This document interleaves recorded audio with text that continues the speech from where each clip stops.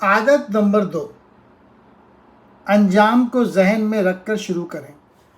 اب آپ اپنے ذہن کی آنکھ سے اپنے آپ کو اپنے کسی پیارے کے جنازے پہ جاتا دیکھیں، خود کو جنازے کی جگہ پر پہنچتا دیکھیں۔ آپ جب عمارت میں داخل ہوتے ہیں تو پھول دیکھتے ہیں، آپ جیسے جیسے آگے بڑھتے ہیں آپ کا احساس زیاں وہاں موجود ہر شخص کے دل سے بہہ رہا ہے۔ جب آپ اس کمرے کے آخر میں پہنچتے ہیں اور تابوت میں جھانکتے ہیں تو اچانک آپ خود کو اپنے مقابل پاتے ہیں۔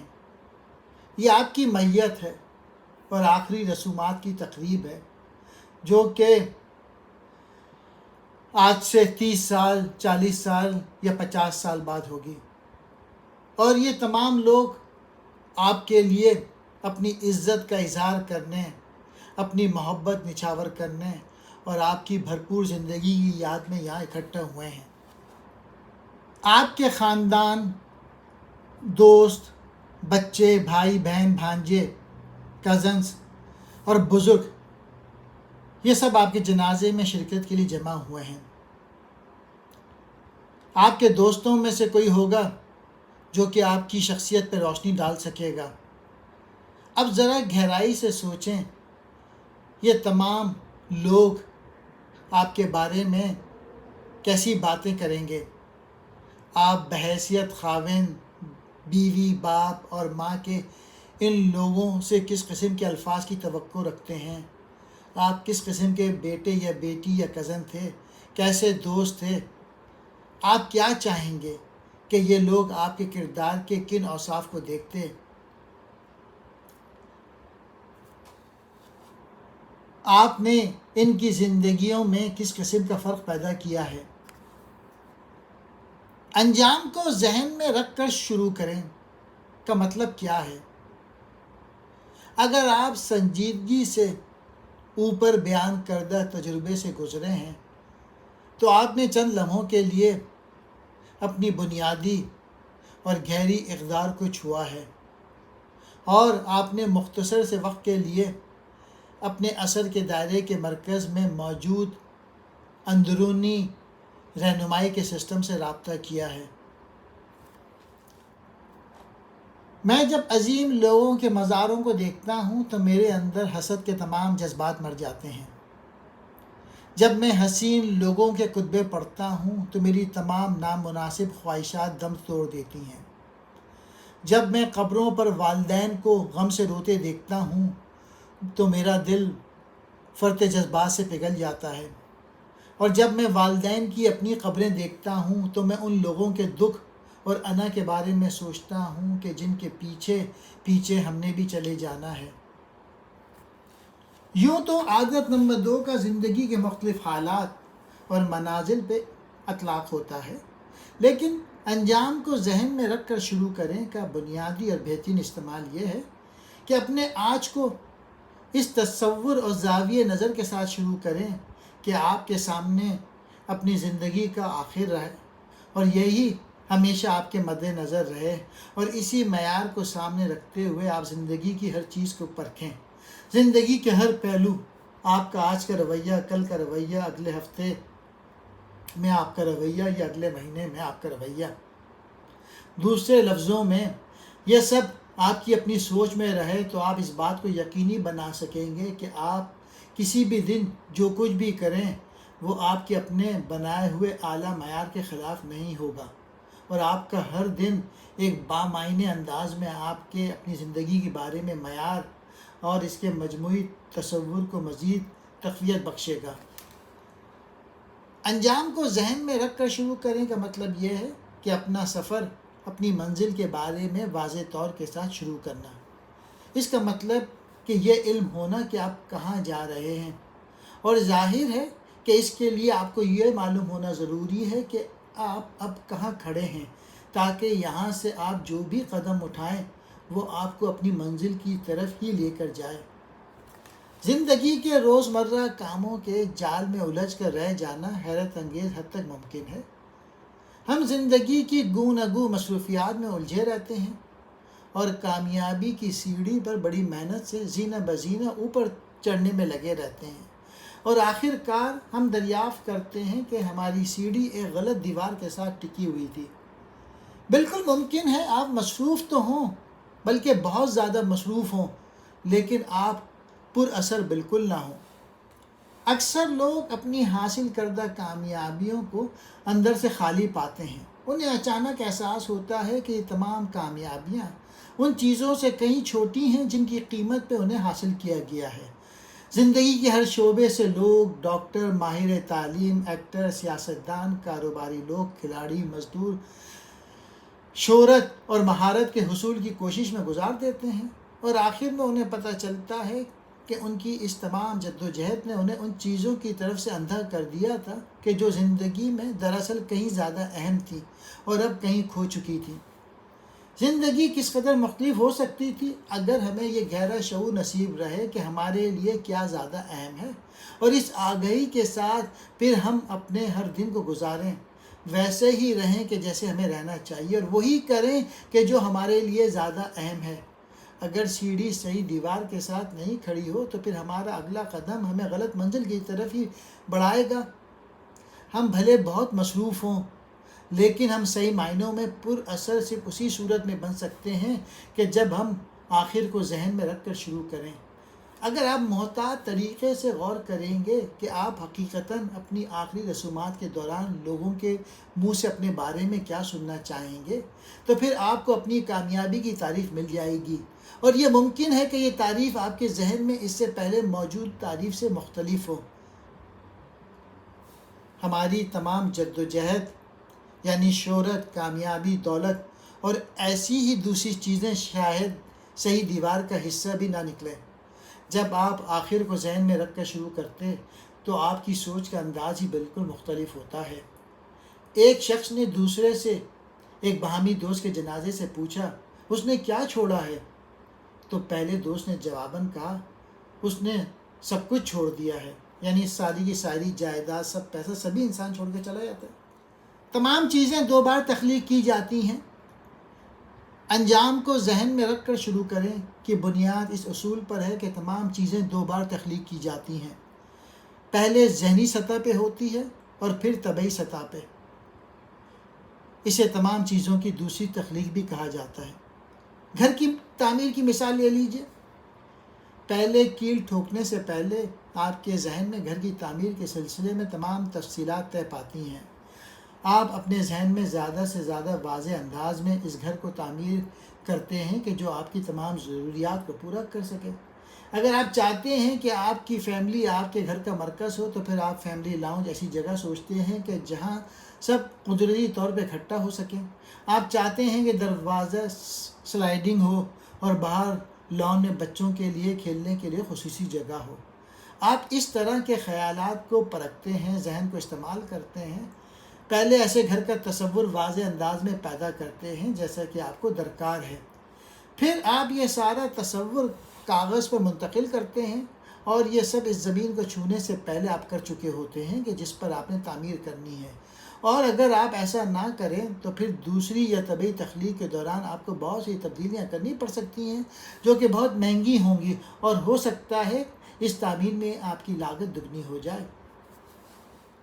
آپ کو یہ یقینی بنانا پڑے گا کہ آپ کی پہلی تخلیق بالکل ویسے ہی ہو کہ جیسے آپ چاہتے ہیں، اور آپ نے اس کے ہر پہلو پہ غور کر لیا ہو۔ پھر آپ اس سارے تصور کو اینٹوں اور گارے میں تبدیل کرتے ہیں۔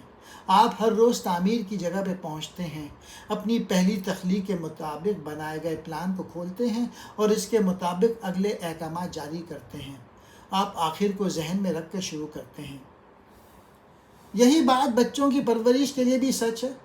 اگر آپ ذمہ دار بچے چاہتے ہیں تو پھر آپ کو ذہن میں یہ ہدف رکھتے ہوئے بچوں کی پرورش کرنی پڑے گی۔ پھر آپ ان کے ساتھ اس قسم کا رویہ روا نہیں رکھ سکتے کہ جس کی وجہ سے ان میں اعتماد پیدا نہ ہو سکے۔ زندگی کے مختلف شعبوں میں اور مختلف سطح پہ لوگ اس اصول کو استعمال کرتے ہیں۔ کسی سیاحت پہ جانے سے پہلے آپ اپنی منزل کا تعین کرتے ہیں اور پھر وہاں پہنچنے کے لیے بہترین راستے کا انتخاب کرتے ہیں۔ باغ لگانے سے پہلے آپ اس کا ذہن میں پلان بناتے ہیں، پھر ممکن ہے کہ اسے کاغذ پر بھی منتقل کر لیں۔ تقریر کرنے سے پہلے آپ اسے کاغذ پہ لکھتے ہیں۔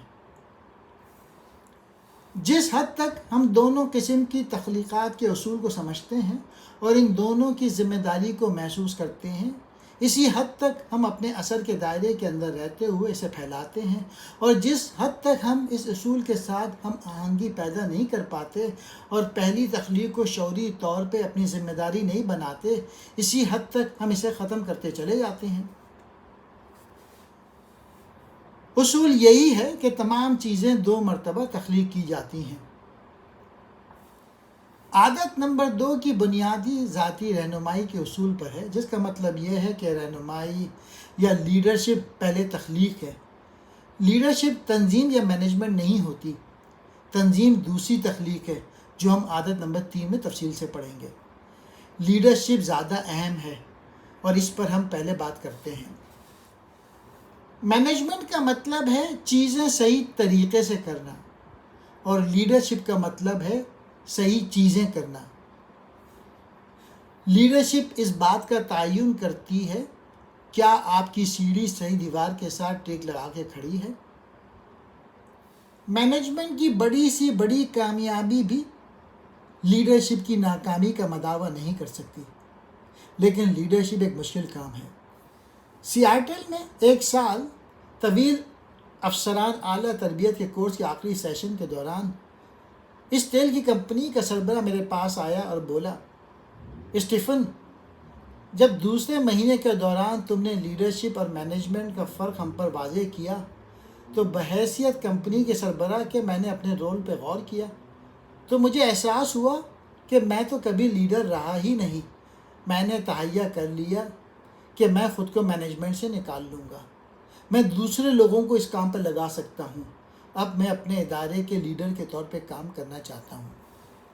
تو لیڈرشپ زیادہ اہم ہے بنسبت مینجمنٹ کے۔ مجھے اس بات میں کوئی شک نہیں ہے کہ بہت دفعہ والدین بھی مینجمنٹ کے زاویہ نظر ہی کو اپنا لیتے ہیں اور پھر اسی میں پھنسے رہتے ہیں۔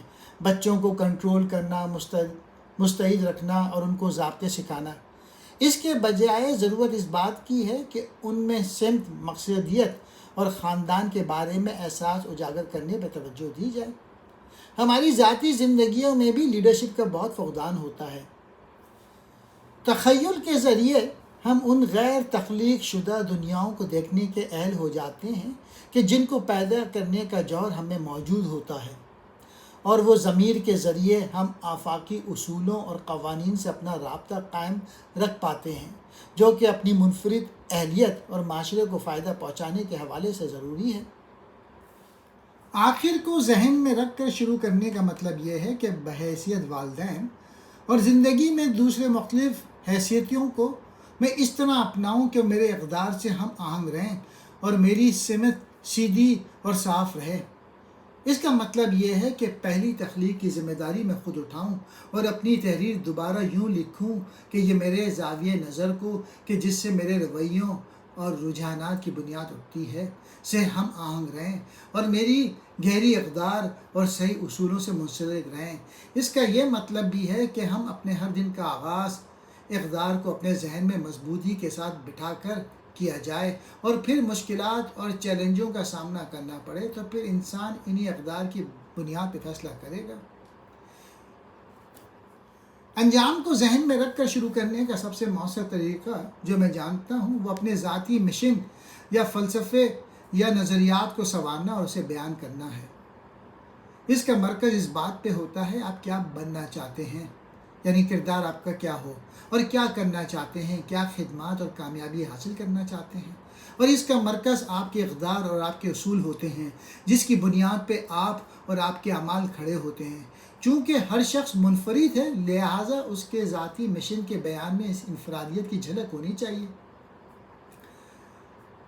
میرے دوست رالف نے اپنے ذاتی نظریات کو یوں بیان کیا: پہلے گھر میں کامیاب ہو، پھر خدائی مدد طلب کرو اور اس کے قابل بنو، ایمانداری پہ کبھی سمجھوتا نہ کرو، لوگوں کو ہمیشہ یاد رکھو، فیصلہ کرنے سے پہلے دونوں اطراف کو سنو، دوسروں سے مشورہ لو، جو حاضر نہیں ہیں ان کا دفاع کرو، غیبت نہ کرو، نیک دل بھی رہو اور ساتھ ہی ساتھ فیصلہ کن بھی رہو۔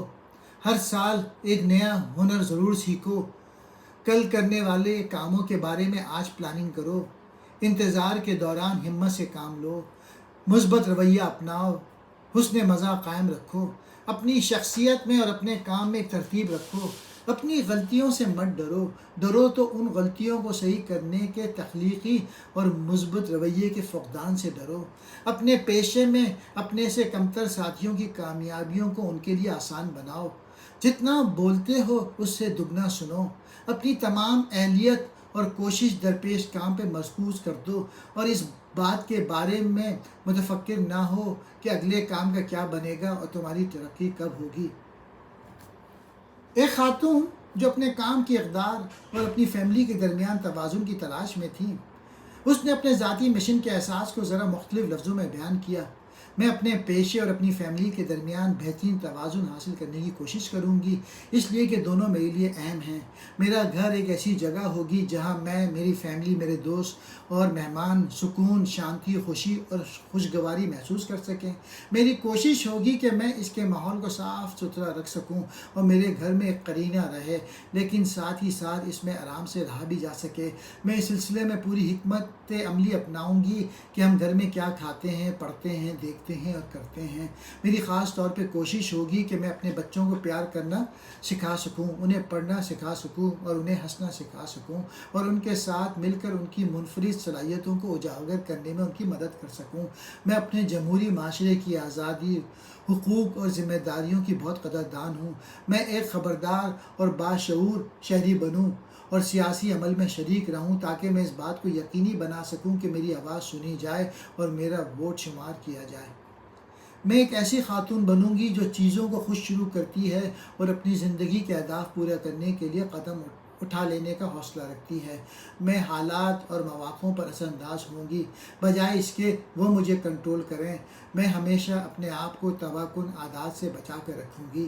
میں ایسی عادات اپناؤں گی جو مجھے پرانے لیبل اور حدود سے چھٹکارا دلا سکیں اور مجھے اپنی صلاحیتوں کو بڑھانے میں مددگار ثابت ہو سکیں اور جن کی مدد سے چناؤ کرنے کے زیادہ مواقع میسر آ سکیں۔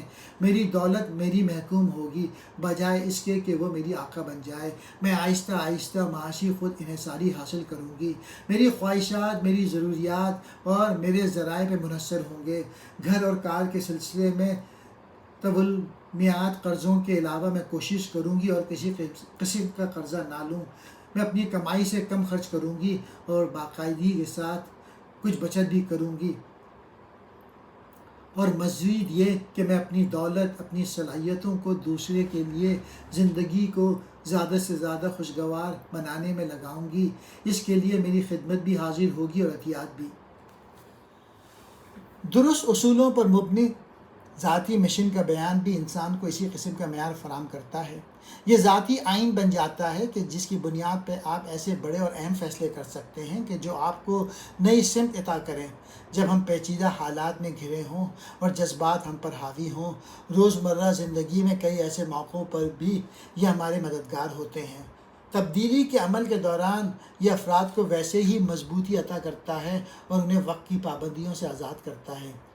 لوگوں کے لیے تبدیلی کے عمل کو سہارنا آسان نہیں ہوتا۔ جو چیز ہمیں یہ اہلیت بخشتی ہے کہ ہم تبدیل ہو سکیں، ہمارے اندر وہ ایک مستقل نہ بدلنے والا احساس ہے کہ ہم کون ہیں، کیا چاہتے ہیں اور ہم کس چیز کی زیادہ قدر کرتے ہیں۔ اگر ہمارے پاس ذاتی مشن ہے تو پھر ہم تبدیلیوں کے ساتھ بہہ سکتے ہیں۔ ہمیں اس کے لیے نہ کسی خاص تیاری کی ضرورت ہے اور نہ اس سلسلے میں متعصب ہونے کی۔ ہمیں تبدیلی سے گھبرانے کی ضرورت نہیں ہوتی اور ہم یہ نہیں چاہتے کہ پہلے ہم اپنی ہر چیز کو قرینے سے رکھیں، اپنے ڈھب پر لے آئیں تاکہ ہم حقیقت کے ساتھ نبھا کر سکیں۔ ہمارا ذاتی ماحول بھی تیز رفتاری کے ساتھ تبدیل ہو رہا ہے۔ یہ تیز رفتاری تبدیلی بہت سے ایسے لوگوں کو تھکا دیتی ہے جو یہ سمجھتے ہیں کہ وہ اس رفتار کا مقابلہ نہیں کر سکتے۔ وہ رد عمل ہو جاتے ہیں اور ہار مان لیتے ہیں اور اس امید اور انتظار میں زندگی بتاتے ہیں کہ کبھی تو حالات موافق ہوں گے، لیکن اس طرح ہونا نہیں چاہیے۔ अगर आपको इस तरह से अपने मिशन का एहसास हो जाए तो फिर समझें कि आपने अपनी प्रोएक्टिविटी का जौहर पा लिया है। फिर आपको दूर तक देखने वाली नज़र भी मिल जाती है कि जिसके ज़रिए आप अपनी ज़िंदगी को एक समत दे सकते हैं। इस बुनियादी समत के मिल जाने के बाद फिर अपने तवील मियाद और फौरी अहदाफ को देख सकते हैं। आपके पास ऐसे लिखे हुए आइन की ताकत आ जाती है कि जिसकी बुनियाद में दुरुस्त उसूल होते हैं। फिर इसके मुकाबिल आप अपने वक्त के सही और मौसर इस्तेमाल के बारे में, अपनी सलाहियतों के बारे में और अपनी एनर्जी के बारे में परख सकते हैं।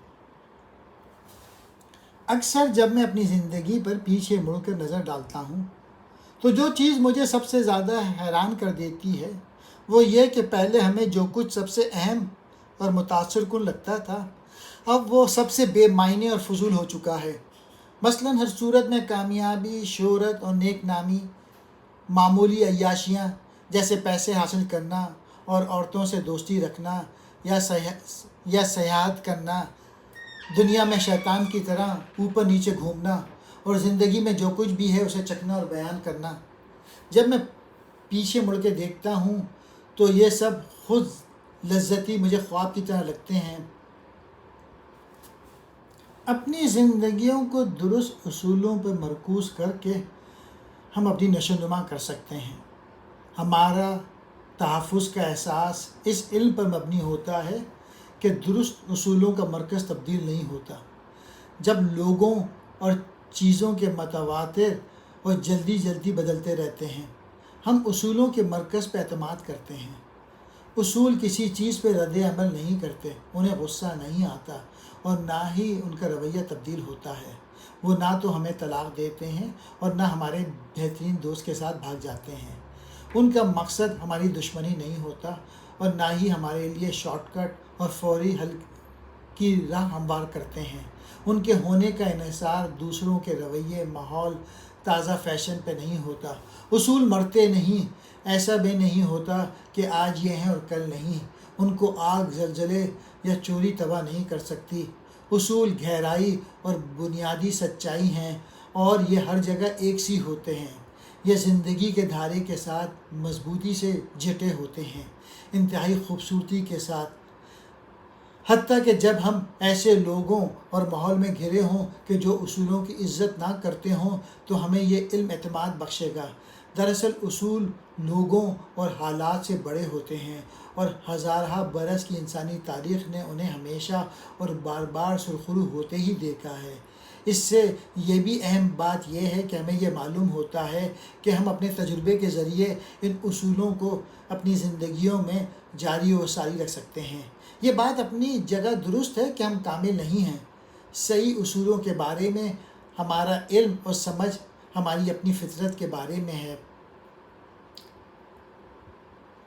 हम महदूद हैं, लेकिन हम अपनी हुदूद को पीछे धकेल सकते हैं। अपने अफजाइश के उसूलों की समझ हमें ये अहलियत बख्शती है कि हम सही उसूलों की तलाश करें, इस एतमाद के साथ कि जिस कदर हम सीखेंगे इस कदर हम अपने वादे के ज़रिए ज़्यादा बेहतर तरीके से दुनिया देख सकेंगे। उसूल तब्दील नहीं होते, गो के उनके बारे में हमारी समझ और ख़यालात तब्दील हो जाते हैं। उसूलों को मरकज़ बनाने से जो बसीरत और रहनुमाई हमें मिलती है वो दरअसल दुरुस्त नक्शों पर समर होती है। उसूलों पे मरकज़ियत हमें बेपनाह ताकत बख्शती है और ये ताकत एक ख़ुद आगाह, बाइल्म और प्रोएक्टिव शख्स की ताकत होती है कि दूसरों के रवैये, रुझान और अमाल या हालात और माहौल जैसे महदूद नहीं कर सकते। इस ताकत को सिर्फ़ एक ही चीज़ महदूद कर सकती है और वो है उन्हीं उसूलों के कुदरती नताइज। दरअसल उसूलों के इल्म की बुनियाद पर हम अपने अमल के चुनाव में तो आज़ाद हैं, लेकिन इस अमल के नतीजे के चुनाव पे हमारा बस नहीं। याद कीजिए, अगर आप सुई का एक सिर्रा उठाएं तो साथ ही दूसरा सिर्रा भी उठाएंगे। उसूलों के साथ हमेशा उनके कुदरती नताइज जड़े हुए होते हैं। अगर हम उसूलों के साथ हम आहंगी में रहें तो नताइज मुस्बत होते हैं और अगर इसी बात को नज़रअंदाज करें तो फिर जाहिर है कि नताइज मनफी होते हैं। विक्टर फ्रैंकल कहते हैं कि हम अपनी ज़िंदगी के मिशन सिर्फ ढूंढते हैं, ईजाद नहीं करते। ज़ाती ज़िम्मेदारी या प्रोएक्टिविटी पहली तख्लीक की बुनियाद है। اگر دوبارہ کمپیوٹر کے استعارے کا سہارا لیں تو عادت نمبر 1 کہتی ہے تم پروگرامر ہو، اور پھر عادت نمبر 2 کہتی ہے اپنا پروگرام لکھو۔ آپ جب تک اپنی ذمہ داری تسلیم نہیں کریں گے کہ آپ ہی پروگرامر ہیں، اس وقت تک آپ پروگرام لکھنے میں اپنا وقت نہیں لگائیں گے۔ بحیثیت پرو ایکٹیو لوگوں کے ہمیں بیان کرنا چاہیے کہ ہمیں کیا بننا چاہتے ہیں اور اپنی زندگیوں میں کیا کرنا چاہتے ہیں۔ ہمیں اپنے ذاتی مشن کو تحریر کرنا چاہیے، گویا کہ اپنا ذاتی آئین بنانا چاہیے۔ فرض کرو کہ تمہارے پاس یونیورسٹی کے سیمسٹر کی مدت ہی تمہاری بقایا زندگی ہے۔ میں اپنے طالب علم کو کہتا ہوں، اور اس میں سیمسٹر کے دوران تم نے یونیورسٹی میں ایک مثالی طالب علم کی طرح رہنا ہے۔ ذرا سوچو اور تصور کی آنکھ سے دیکھو کہ تم کس طرح یہ سیمسٹر گزارو گے۔